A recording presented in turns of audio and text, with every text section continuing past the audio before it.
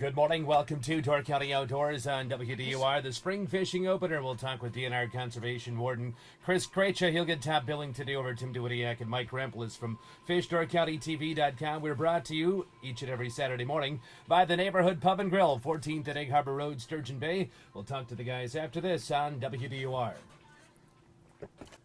Welcome to Door County Outdoors. Well, it's the big fishing opener. Tim and Mike are here. Tim's, welcome to the authoritative side of the table, Tim, for those that are watching online. I feel like I'm in ownership now. I know.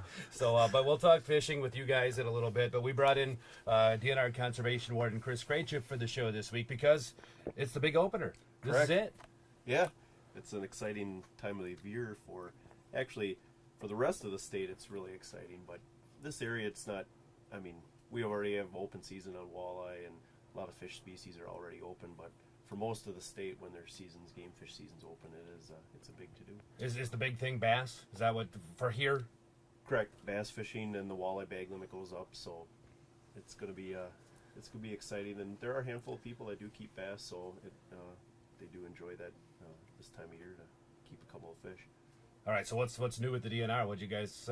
What are you prepared for as like you say, the statewide the fishing opener is underway? Opening weekend, if you want to talk about things that a warden might see on the water, most people already, if they're going to go out on opening weekend for fishing, they're going to have their licenses, so that's not a real big issue. Bigger issue is going to be size limits, making sure that they're not keeping undersized fish. A couple of closed season species here on the bay. We've got perch that's still closed. We've got muskie that are still closed, so we'll be looking for things like that. And then, of course, boating safety issues and things. Yeah, so there are some things that we want to talk about, and Tim and Mike will join the conversation. They are here. There was one thing you wanted to talk about specifically in regards to muskie fishing that's in the fishing regulations guide. Actually, a bit of a typo, a print error. Yeah, we got a print error on the Lake Michigan, which includes Green Bay and Sturgeon Bay and all the bays associated with it. Those areas that are north of that Waldo Boulevard in Manitowoc County should say 50 inches. The size limit hasn't changed on muskie. It's still 50 inches. There was a typo there, so just be aware of that. If you're fishing the lake or the bay and you're north of that Manitowoc County line, make sure it's still a 50-inch fish. What's Tim? You guys fish muskie. You know that anyway, right? That it has to be 50. Yeah, and they're good eating as well. Oh boy. No, it's actually kind of funny because it's a good segue because this week we spent some time working with the biologists down in the Fox River, Mike and I, and got involved with the fyke net and the spawning of those fish, and really one of the most interesting things that we've seen to date so far, and just some really cool stuff. Yeah, we just got an email yesterday from one of the guys involved, one of the fisheries technicians, was nice enough to send us some more information, the official numbers, and they set those fyke nets the day before they go and actually pull them. So they're only in there for 24 hours, and they pulled 45 fish out of the couple nets that we actually checked that day, with fish up to 51.5 inches, and we actually watched them document one at 40.5 pounds. So just huge fish, good numbers of fish, and actually it was pretty impressive. Well, what's interesting is that jokingly I was talking about eating those fish. It's just years ago, 25, 30 years ago, that's what you did, and it's just through the efforts of the DNR, through the efforts of the local sportsmen, it's just kind of interesting how people have changed on their mentality on what they do things. And now muskie fishing is basically it's a catch and release fishery. Yeah. In fact, what was one of the stats about as far as harvest, harvest? I think he told us that they, through creel surveys at the various launches, I don't know exactly where that all encompassed, but they had 800 reported catches and 0 harvests. Yeah. I think that's what it was. So you're talking about 800 fish that were, at least that the creel survey people documented people catching. No, not all. And none were harvested. Not all legal, because it's 50 no, inches of course, in the yeah, bay. right. But Very of few But legal, of the ones that but, were 50, none of them were harvested. Yeah. And it's a good, those people probably, maybe a couple would have been taken, with a different size limit, possibly. But still, for the most part nowadays, the muskie trend, it's really gone into a trend of catch and release almost 100%. Yeah, and the cool thing is I don't, not too many people have ever got to see this. We're on the boats, we pull up to these nets, and it's, the first net there was 6 fish in there, and that was cool. The next net there was over 20 in, and you pull up on them, and it's, you know, the boat pulls in there, they're swimming, Yeah. splashing, and then they got to physically remove the fish out of the net. And for someone that's never seen it, That was cool. you were standing there and you're just kind of dumbfounded at the, and those, like Mike said, the nets were in there for 24 hours, less than 24 hours. So in talking to some of the biologists, they said, yeah, that's not too bad. They said the best we've ever seen it was the fish were so ripe that as they're pulling fish out, there's fish coming up the lead, coming into the net as they're pulling fish out. They said it was nonstop fish coming in. And but what was cool about that, it wasn't just you know, the spawning of the fish and that, because learned quite a bit about that. You know, everybody thinks that, oh, the fish, kind of like smallmouth, oh, they spawn on this weekend. Well, there was some fish that came in that had dumped their eggs already. There was some that weren't ready to dump their eggs, and then there was some that, you know, that they were able to get enough out of to spawn. But, you know, that gal from the biologist end of it, as far as the health of the fish, they did a lot of tests on those fish, blood samples. They put not tracking devices, but they put internal tags in them so they could, you know, find out if they've ever handled those fish. And I forget what the number. We left probably at about when they had 25 or 30 fish done, and I think there was 3 or 4 that they seen. All the rest of those fish were all new fish, which is really interesting. And then the other thing was the growth rate on them. Yeah. You know, the whole process, I mean, you know, of how they're harvesting the eggs, and then they're taking them to Kiwani, I believe it is, wasn't it? To do the rearing of them into fingerlings, and then they're restocking them, obviously, back.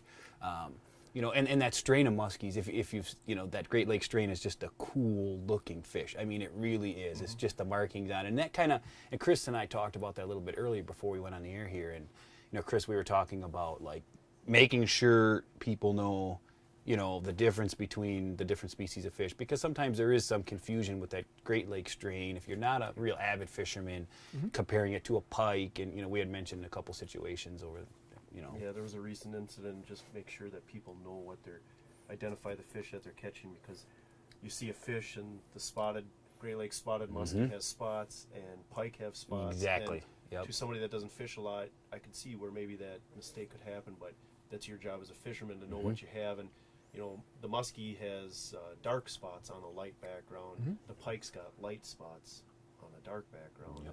And if you really can't tell, the best way is you can flip the fish over and count the number of pores under its jaw. You can see these little pinhole pores under its jaw. And if there's 6 to 9 on one side, you've got a muskie. If there's 5 or less, on one side, you've got a pike. So that's the one way to tell. And if you don't know for sure, the best thing to do is to put it back. Absolutely. So See, that's a good thing that we have 5 fingers now. A hypothetical situation, you do, I mean, you don't, you can only take people at their word. Okay, well, I misidentified this fish. It ends up being, you know, a muskie. You thought it was a northern. It's all of a sudden not legal size. What happens? I mean, is it up to your discretion, or how do you handle a situation like that? Well, in a situation, if you know, if the fish can be put back alive, obviously it's going to be put back alive. If it's long past that time, odds are a citation probably would be issued, because that is part of the job of the fisherman, is to identify what species of fish they have.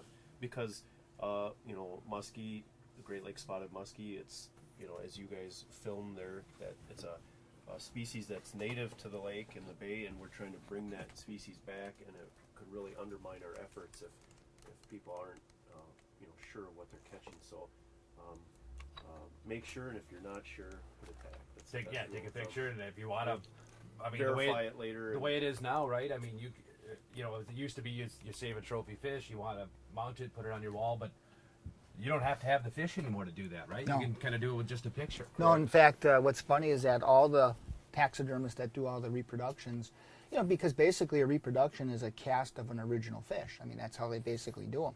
But over the years, I mean, they have just about every size. So, you know, if you think your fish is, you know, quote unquote special, they just about have every different size, length, circumference, you know, meaning girth, so they can get them pretty accurate. And in all fairness, they last really longer than a typical skin mount would do. So, I mean, you know, in a lot of ways, some people like that, you know, Cost a little more. a little bit more, but, yeah, but you know, you know, they it's a still lifetime. have a chance It's a to lifetime catch that investment. fish. Yeah. Exactly, Yes. and exactly. Yeah. Yep. And I'll tell you what, the other cool thing is in regards to handling these fish, obviously the DNR does the best that they can to handle them. But it's interesting because the fish are handled pretty hard, although they're taken care of. They're not, abused or anything like that. But to get all the information, they got to be out of the water. Well, they're never really out of water. No, they've got a pretty cool setup. The trough that they put them in has water flowing through it, but they're handled. And the neat thing was that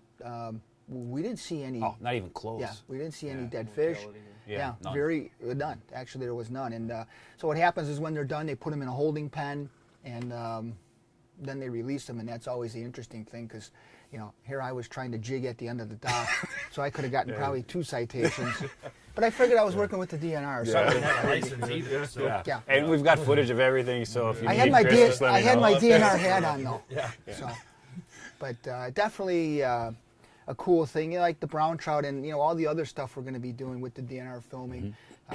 It's just interesting, and and we always say we're lucky and fortunate to have the quality people here in the county.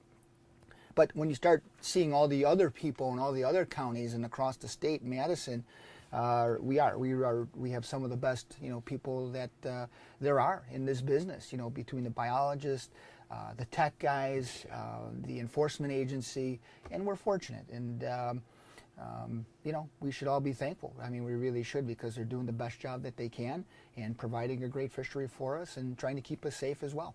Okay, we got to just kind of go back and recap then. So, just despite what the regulations guide says, it's the limit is 50.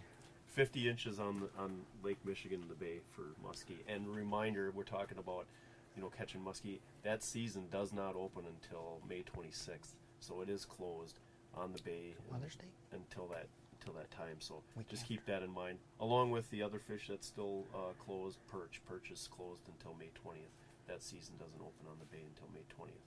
Inland lakes, whole different story, but the bay. Yeah, it's kind of funny because kangaroo perch season's open. Yep. And Clark Lake and panfish. Usually people think about panfish as being one of those species that's open year round on most lakes, but the bay is a little bit different. We've got a closed season to protect some of those spawning fish, and so we have to be patient and wait till May 20th. All right, we'll take a break here. Let's do that. We'll come back, talk about some bag limits, and of course, the good idea for all fishermen, life jackets. We'll do that as we continue Door County Outdoors with the DNR Conservation Warden, Chris Kratcha on WDOR. We continue Door County Outdoors now on a Saturday morning with DNR Conservation Warden Chris Kratcha. So we were talking about the bass opener. Let's talk about bag limits, or daily limits as far as bass. Yeah, with bass opener today, we've smallmouth bass. Most people are going to end up with smallmouth, but a few largemouth as well on the bay. Bag limit's going to be 5.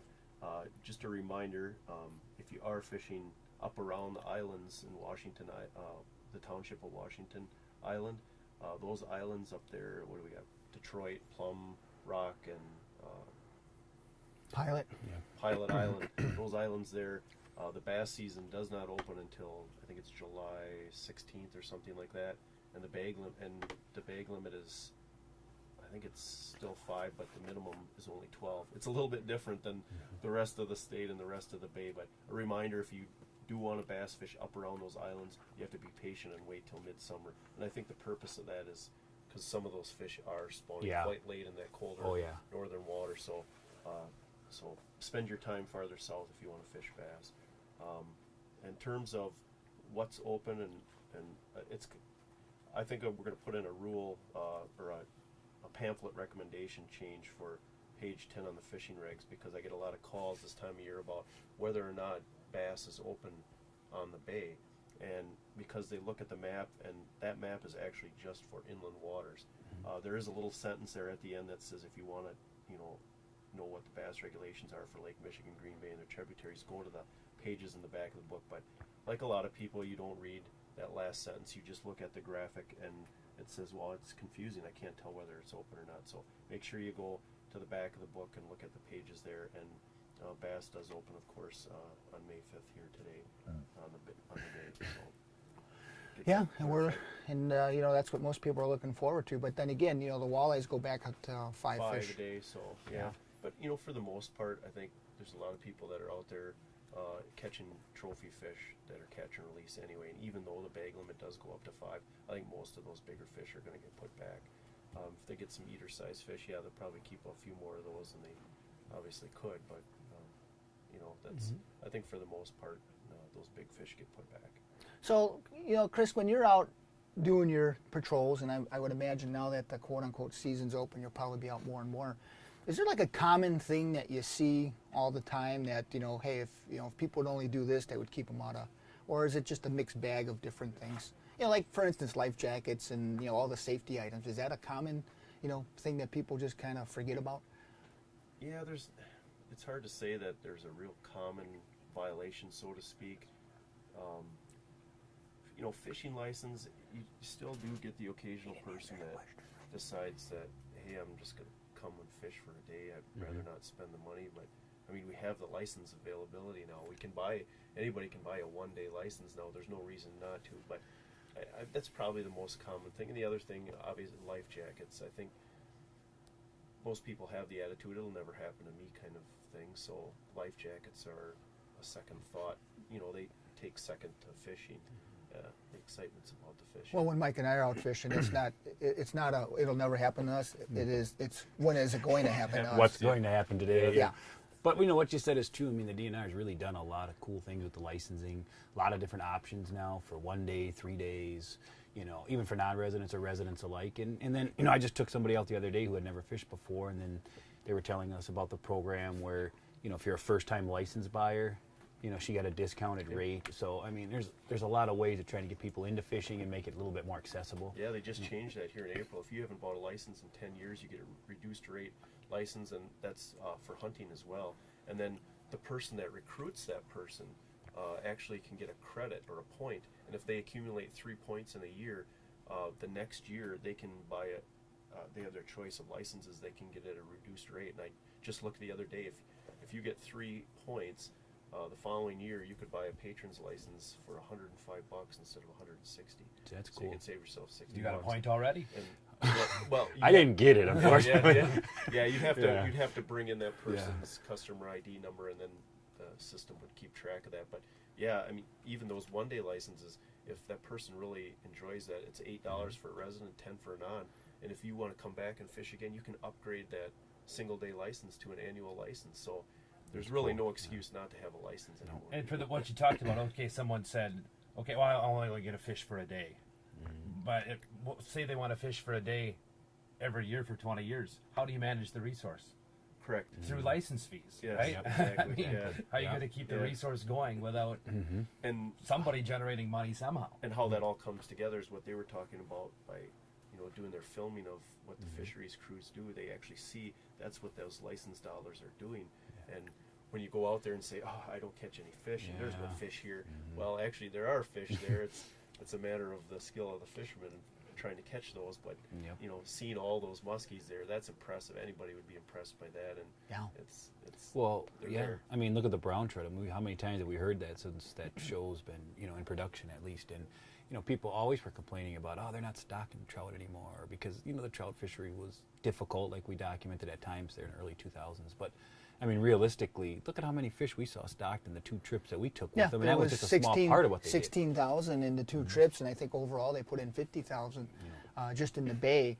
So it really is. And like you said, but the other thing is that it's not just, the one thing we're finding out, it's not just DNR dollars. It's, volunteers, it's sportsmen's groups, it's fishing groups, fishing organizations. I mean, everything so far that we've been working on or working with, there's always another party that's helping out through donations or help, or so it's really it's an effort by everybody. It's not, obviously you guys are the ones that are providing all the resources as far as the equipment and the manpower and the knowledge, but there's definitely other sources coming, and without everybody doing it, the fishery would struggle. And Tim Kreft, I think, said it best, like in the brown trout fishery. If we didn't do this, there wouldn't be a brown trout fishery. And that's true. That really is true. And not saying that it's like that for all species, but muskies in particular.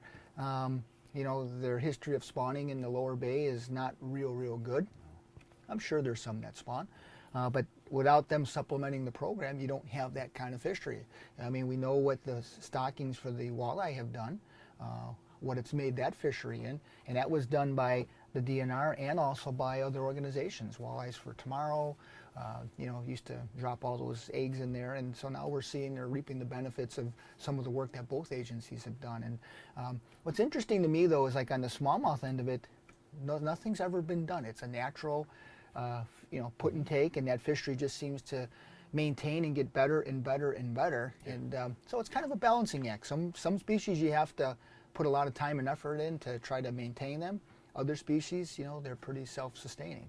And that's just, some of the things that the DNR has to work with, This is Door County Outdoors on WDOR, brought to you by the Neighborhood Pub and Grill in Sturgeon Bay. DNR Conservation Warden Chris Kratcha joining us this week. Chris, one of the other things we talked about on the phone the other day, there's some new, is there some new bow things you can do with while fishing? Yeah, correct. In the past, bow fishing was limited to a bow and arrow, and now they've opened it up to crossbows for any people of any age. Can use a crossbow now for rough fish. So don't know how many people utilize that, but I know that on the bay we have quite the population of carp you've seen before, and some people just have a blast bow fishing for carp. And so this adds another element to it. There are people that will use a crossbow, and this. But you have to take them. You can't just leave them lay. You have to take them. Yeah, there are rules with spearing fish, whether you use a spear or whether you use a bow and arrow or a crossbow. You have to retrieve that fish, and you can't just leave it on shore for somebody else to deal with. You have to take it with you. So what dispose of it properly, or what license do you need? A fishing license, or you fishing need license? Yeah. you can use your bow, but you don't need the hunting license for if you're fishing. A with fishing it. license. Okay. Yeah, fishing license will get you there. So is that like a different set of camel then? Out in the, Yeah. See, I used to do a lot of that when I was younger, but since Tim and I started fishing, I figured that's probably, with what goes on when we're just fishing, I think having bows and arrows in the boat would probably be a bad idea. Yeah, we have trouble with just hooks and line and that kind of stuff. I don't think we'll be doing a show like that probably. With everything that's happened in the last year, does that bow or that crossbow need to be cased while you're? Yeah, that's changed too. As long as the bolt isn't in the crossbow, it's not loaded with a bolt in there. The transportation rules have been relaxed, so you can transport it in a vehicle or in a boat without it in a case. So that's changed as well. So Is that a good thing?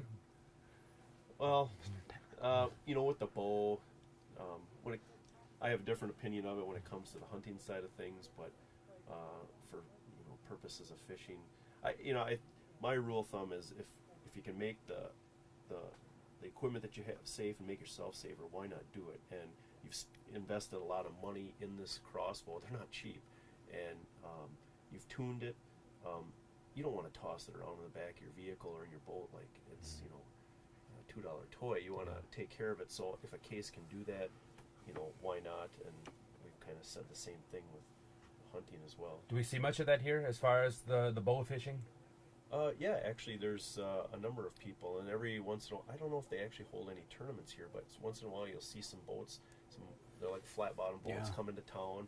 They've got the big railings. Yeah, in around the fact, side, big lights Josh on it. Pease, he's really big into that. In fact, he used to travel and do those tournaments. And I know they have some on the lower bay for sure. Yeah, And I actually saw they had a night tournament on the lower bay. he's got that boat. He's got that boat with the lights and Generators on 'em generator and and all that. So. Well, if anybody wants to make some Clark Lake residents happy, on the north end Yeah, of that yeah, lake, yeah. there's a pile of carp that show up every year, and if somebody could go up and bowfish a number of those people would be very Tim? happy about it. Yeah. Are we on it or Is what? this a show? As long as Chris comes with us for rendering first aid. The DNR has a bunch of flat bottom boats. Maybe we can use We those. were in a nice one with the Yeah. fike netting.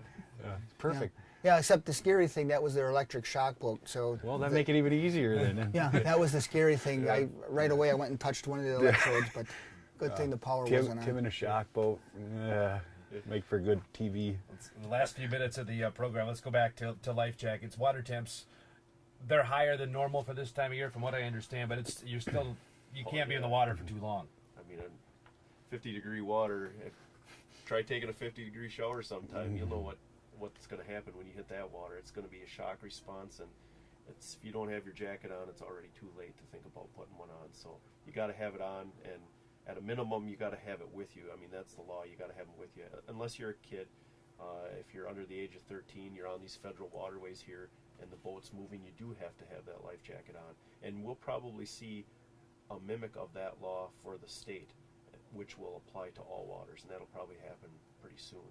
So it's been talked about, and whether it's actually going to get passed here, we'll see. But probably you'll see the same law inland. So get your kids used to wearing life jackets now and make it a lot easier on yourself. And you really should have it on. Like I said, 9 out of 10 people that die in boat accidents from falling overboard and drowning, and 9 of those 10 probably would have lived had they had a life jacket on. So it makes sense. And a couple of rules that you have, you got to have the right number with you on board. The right number, so if we have 4 people in a boat, there should be 1 wearable life jacket for all 4 of us. If the boat's over 16 feet in length, then in addition to those 4 wearables, you have to have one of those inflatable or ring buoys or seat cushion, something like that. And that is what they had a couple of different terms. If you have the seat cushion, that has to be immediately available, sitting out where everybody can gain access to it and use it. The life jackets themselves, they just say they have to be readily accessible, meaning they can't be in a locked or stored compartment. So you can have them stowed away, but you got to be able to get them you can't spend 50, like some people when I contact them, they got to move 3 anchors, a couple of tackle boxes, pull it open, reach in underneath, rip open a plastic Usually bag me, it's and my say, lunch. "Here it is." So, yeah, so have them there ready, and the best thing is to have them on. So. Chris, on the like with the inflatables now, the new like the inflatable ones, is there an age limit on those? Like in terms of like for the kids having to wear one. You have to follow the direction that's on the vest itself. If Okay. you flip over on those inflatables, there's a label there. It'll tell you whether it's for an adult or a child, or it'll tell you whether what size chest or body or weight it'll be good for. So you have to follow those label recommendations. And some of those will say type 5 must be worn in order to count. So Right. there's Okay. some of them you have to check. Each one's different. You have to check the labeling on it. Cool. All right, last couple of minutes then. I think a lot of people here are going out for bass. I mean, there's big bass out there, right? Definitely big bass out there, and we're going to be out there in a little bit trying to put a few in the boat and try to film a few as well. Should be fun. Busy day for you. Keeping an eye on people, make sure they're doing what they're supposed to be doing. Yeah, it should be. It's probably going to end up being more of a boating day and making sure their fish are. Chris, warm any up. idea where you're going to be today? Yeah, that's right. Everybody wants to know that. So, yeah, it should, for the most part, people are really good. They try to obey the law, and they understand why the rules are in place for their safety or for the value of the fishery, and for the most part, people are pretty good. And sometimes there are a handful out there that try with intent try to do wrong, and those are the people we're looking for. So. All right. So the basic idea is wear your life jacket and have your license before you go fishing. That's right. Otherwise, and you can get it over the phone, right? I mean, Phone, internet, Yeah. In town? license vendors. Yeah. There's lots of places to get them. all right. Thanks for stopping in this week, Thank you. Tim and Mike. Thanks for stopping by as well. See you again next Saturday. See you on the water. Take care, Chet. A new show is up. Yep. What's it about this week? This week is a Lower Bay walleye fishing show. So you want to learn how to catch some walleyes down in the Lower Bay all summer long? Check it out. All right, that's at fishdorcountytv.com. And this has been Door County Outdoors, brought to you by the Neighborhood Pub and Grill, 14th at Egg Harbor Road, Sturgeon Bay. For Tim and Mike and DNR Conservation Warden Chris Kratcha, I'm Chad Michaels.